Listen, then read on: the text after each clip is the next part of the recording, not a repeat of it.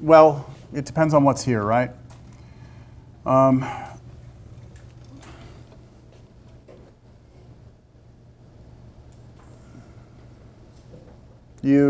Like if we had a cube inside, would we have to do a square? Let's just do it then. Yeah, let's just do it because I mean it's going to be hard for me to just verbally explain it. Let's do one with the cubed. Not a cube root, right? No. You mean a cube a cube underneath the root. Okay.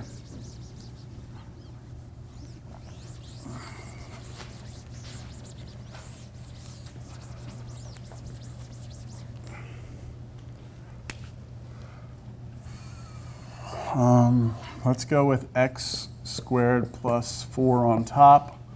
Let's go with the square root of x cubed plus 1. Just keep it simple.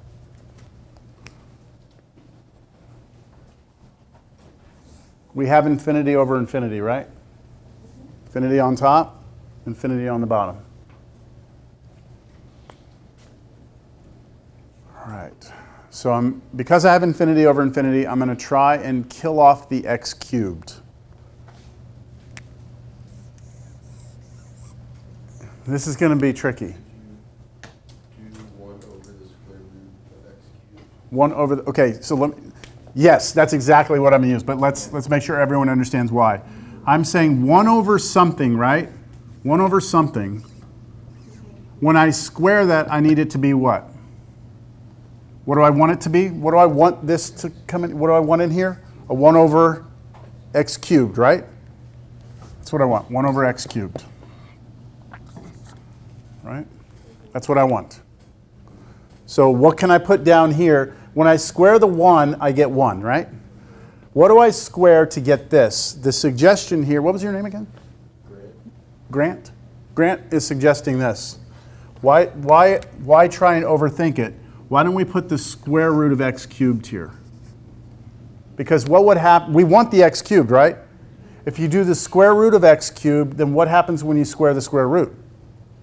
It goes away and you get x cubed. You see that? So this is what I want to put right here out front.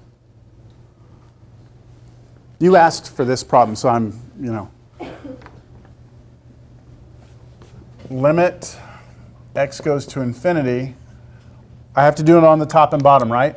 I'm doing 1 over the square root of x cubed on the top, 1 over the square root of x cubed on the bottom, and then I write what I had there already, x squared plus 4, and on the bottom I had the square root of x cubed plus 1.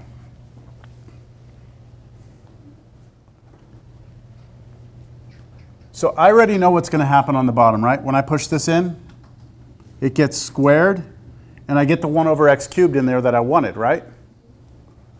So let me do that line, because that's the easier of the two, actually. Limit x goes to infinity. On the bottom, I will have square root. This red thing goes in. It becomes a 1 over x cubed inside, and I'm going to be able to distribute that through to the x cubed plus 1. So everything on the bottom is going to be beautiful. But I still have to do the top, right, which was x squared plus 4. And I'm supposed to hit that with this thing right here, right, with this. I need to hit it with this. That's messy looking because it's not just 1 over x cubed, right? It's the square root of x cubed. So this is where you knowing the difference between radical notation and rational exponents is going to be useful. Instead of writing it like this, I'm going to write it like this, 1 over x to the 3 halves. That is the same thing as this. If I write, well, let me give you the general formula. If you take x and you raise it to the m power and take the nth root, that is the same as taking x and raising it to the m over n fraction. That's a property of radicals and, well, radical notation, and this is called radical notation. This is called rational exponents. In calculus, we love rational exponents, as you'll see. I did that so that it would be easier for me to distribute and cancel. We'll see as I do it here. Any questions on why I did 1 over x to the 3 halves?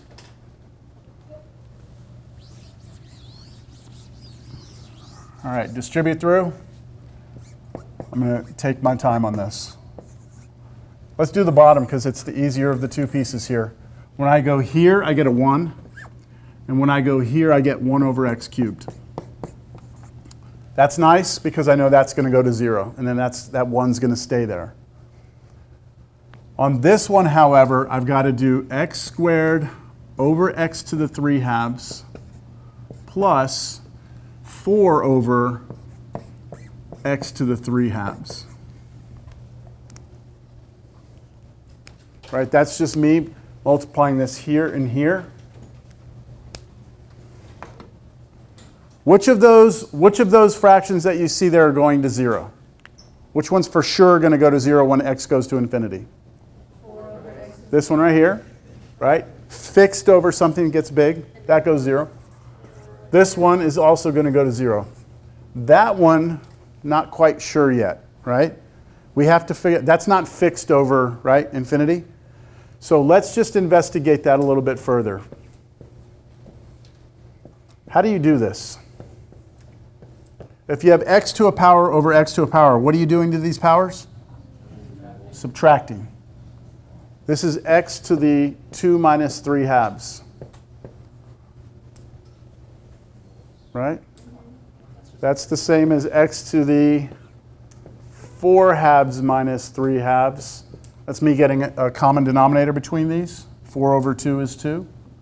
And now subtract, and you get x is a half, right? X is a half. Or x to the half, sorry, I should have said. So I'm ready for my final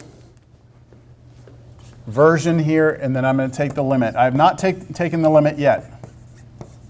This distributed through became x to the half plus 4 over x to the 3 halves over the square root of 1 plus 1 over x cubed. So the only difference between this line and this line is that I changed that top left corner into x to the half.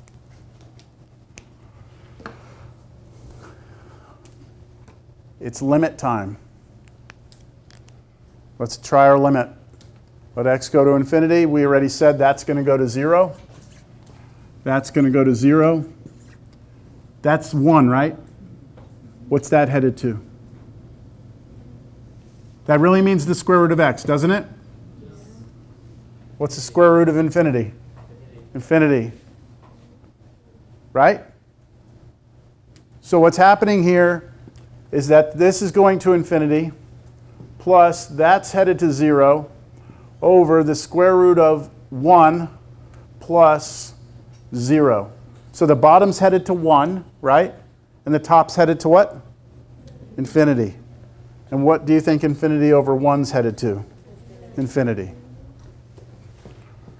So this thing gets infinitely bigger. As x goes to infinity, it heads off to infinity. So that's how you would handle an x cubed. A harder question would be, what if this isn't a square root, right? What if this is, I don't know, a cube root, and then that in there is not x cubed, maybe it's in here, it's like x to the 5th. That's beyond the scope of this class, but you could start going down that rabbit hole, like how would you handle that, right? Okay, how are we doing? 3:30, 1 hour left.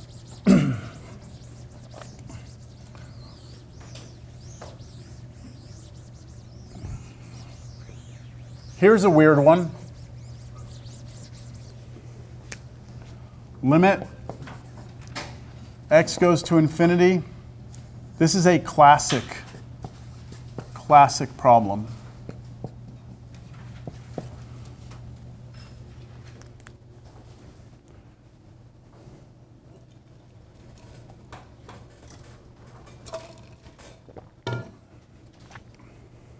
There's a lot going on in this problem. There's a lot of things you have to understand and remember from pre-cal. Do y'all recognize this notation? Tangent to the -1? is the inverse tangent function, the arctangent function. Depending on your pre-cal professor may have used this instead of that notation. So this is that, all right? They mean the same thing. I'm going to use this notation pretty much exclusively. All right. So what happens? As x goes to infinity, that goes to infinity. So you're saying, hey, what's tangent inverse of infinity? And you're like, what the hell does this mean, right? Like, what does that mean? Tangent inverse of infinity. Well, I'm going to take you back to pre-cal real quick. Remember that when you ask for tangent of an angle, right, it's going to spit out a number. So for example, if I say, what's tangent of 45 degrees? Well, let's stick with radians. Radians are so much better. Tangent of pi over 4. That means you would go to the unit circle. You go to pi over 4, which is here. That's root 2 over 2, root 2 over 2. And tangent of that would be the y over the x, which would be 1. So this is 1, right? So tangent of an angle gives you a number. If we reverse it and do inverse tangent, then I have to feed you a number, and your answer is going to be an angle. So the inverse tangent does the opposite, right? The domain and range switch places. So the inverse tangent takes in some number and spits out the angle that goes with it. And so if I say, hey, everyone, what's tangent inverse of 1? You're saying, okay, at what angle am I getting a 1 as the ratio? And you'd have to know from your knowledge of the unit circle that that would be pi over 4. Okay? But there is one thing we have to remember about inverse trig functions. All inverse trig functions have domain restrictions. So when you're talking about the inverse tangent function back in pre-cal, you're not allowed to look at the entire unit circle.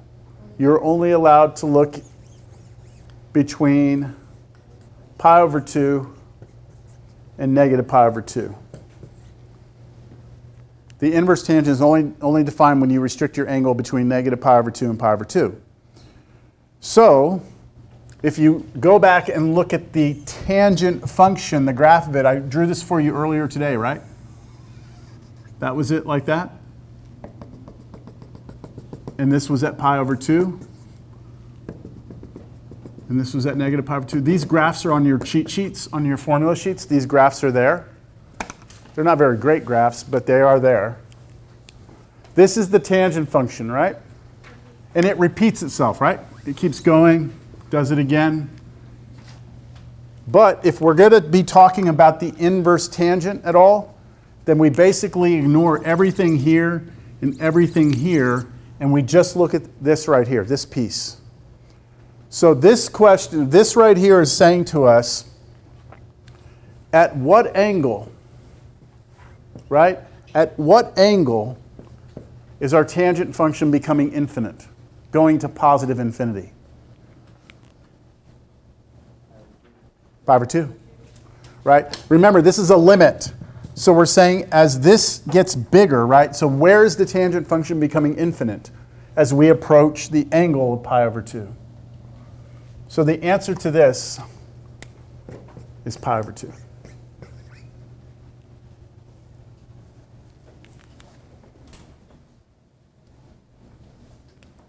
How would that answer change if I changed my limit and I asked for x to go to negative infinity?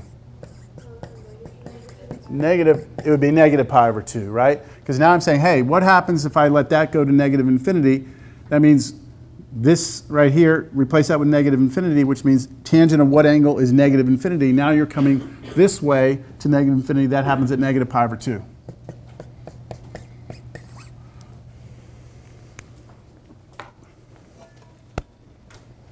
So that's an example of a limit with infinity in there, x going to infinity, where it's not like what we've been doing, where we're getting infinity over infinity. It's more where we have to understand how that function works. All right, let me get to my notes because I'm way off of them now.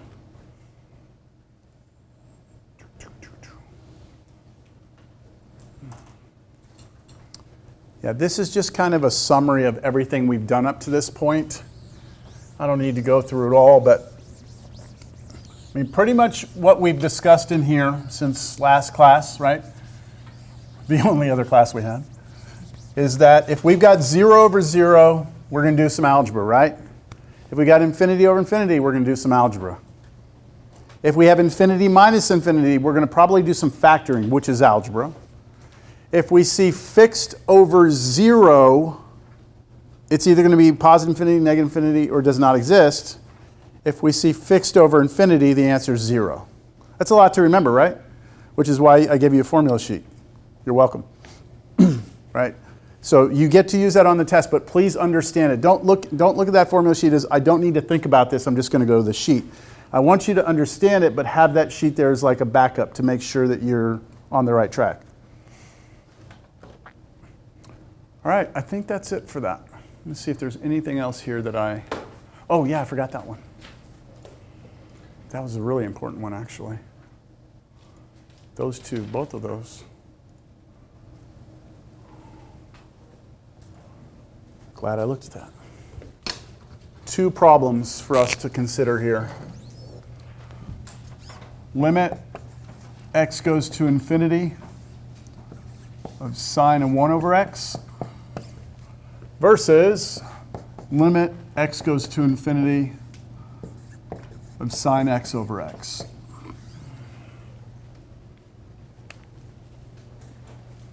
Look at the first one. Let x go to infinity.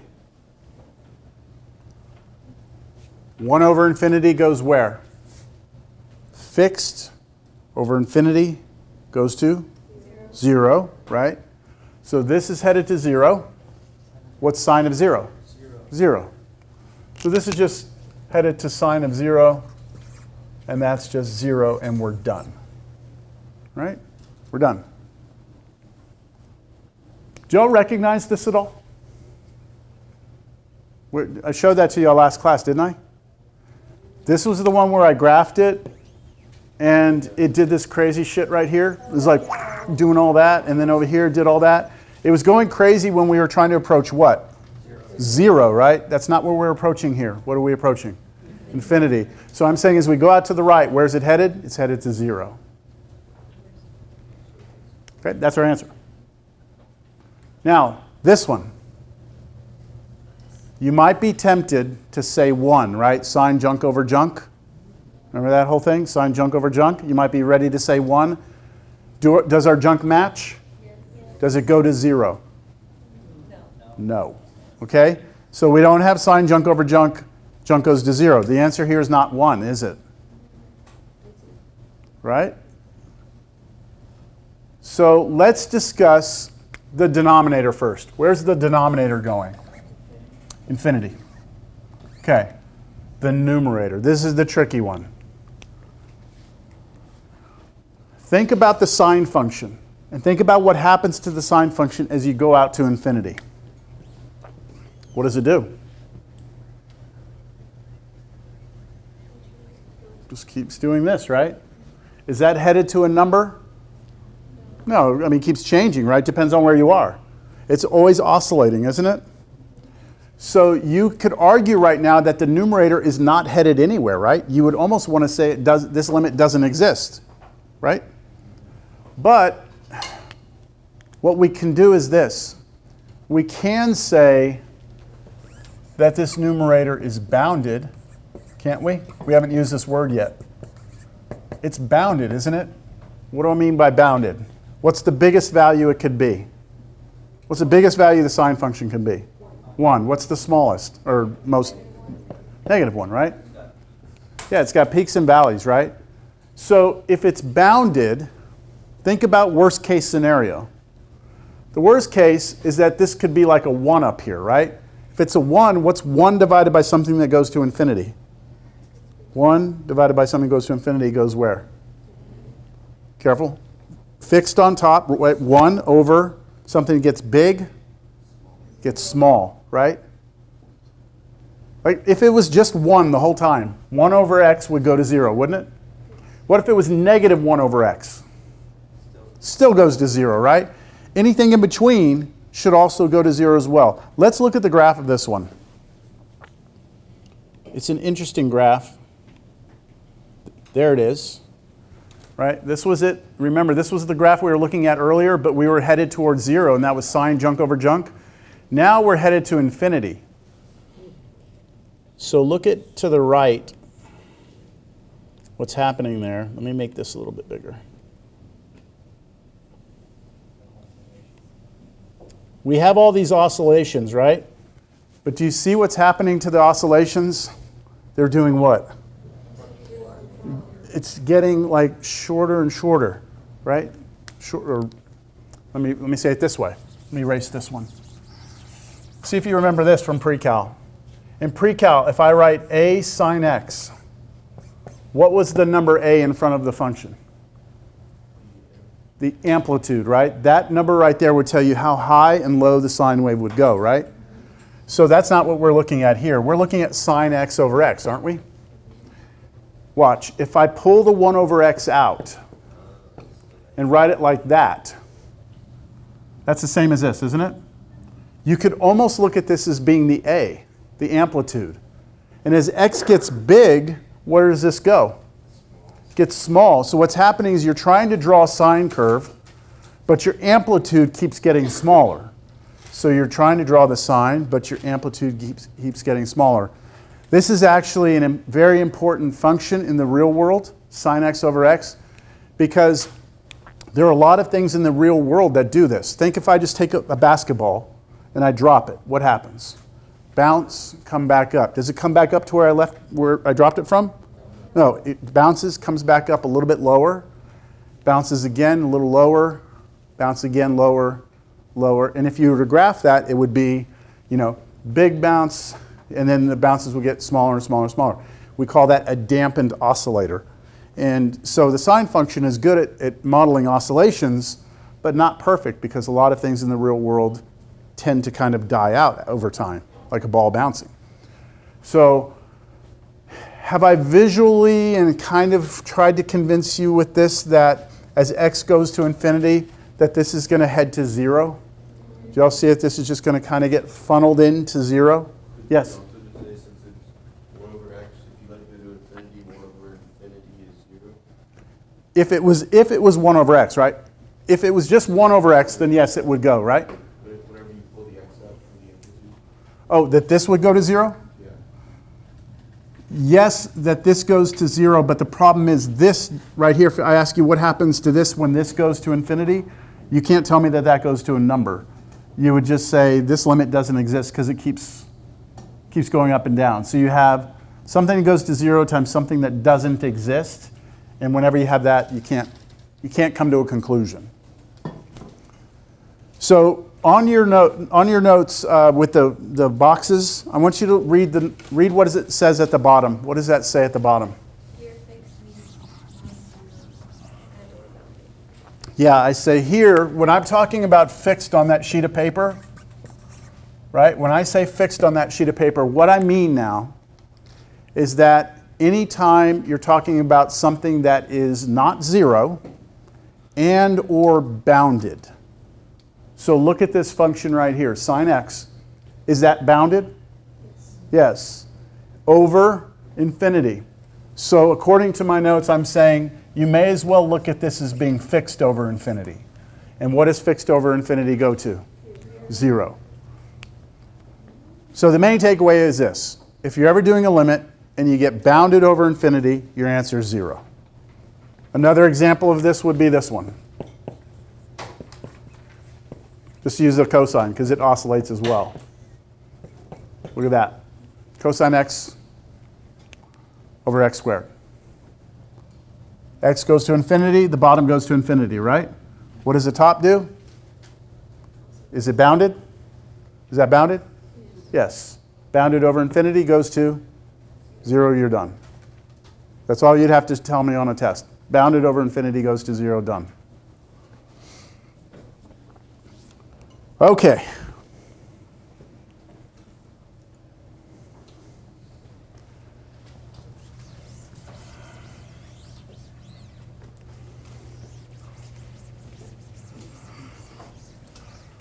speaking of infinity, let's go off on a little tangent for a minute. Every once in a while I need to just kind of talk about something off. It's on topic, but off topic enough that it feels like we're taking a little break for a minute. So, if I were to ask you to look at just the numbers between 0 and 1 on the number line, right? All the numbers between here. How many numbers are in there? How many numbers? An infinite number of numbers, yeah? There's an infinite number of numbers in there. One way you could convince yourself is, if you took 1/2, that's in there, right? 1/3 is in here. 1/4 is in here. 1/5, 1/6, 1/7, 1/8, and you could just do that forever, couldn't you? Just forever and ever. So there's an infinite number of numbers. I don't think we'd have to argue about that, right? So the next question to you is this. If you were to come up here to this number line and close your eyes and reach in here and grab a number, okay? There it is. Put it right there. What do you think the chances are that it's a fraction? Good or bad? I mean, when I talk about, what do you think the odds are? I'm talking like, is it 50-50? Is it 100%? Like, what do you think? Let's think about it for a minute, and then I'll ask someone to close your eyes, reach in there, grab a number. Pretty good chance, not good chance that this is a fraction? What do you think? Low. Good chance? Low. You think it's low? Like low, what do you mean low? Um, Like 10% chance? Probably. About 10? Any other? 100%? Okay, so 100%? You say 100 as well?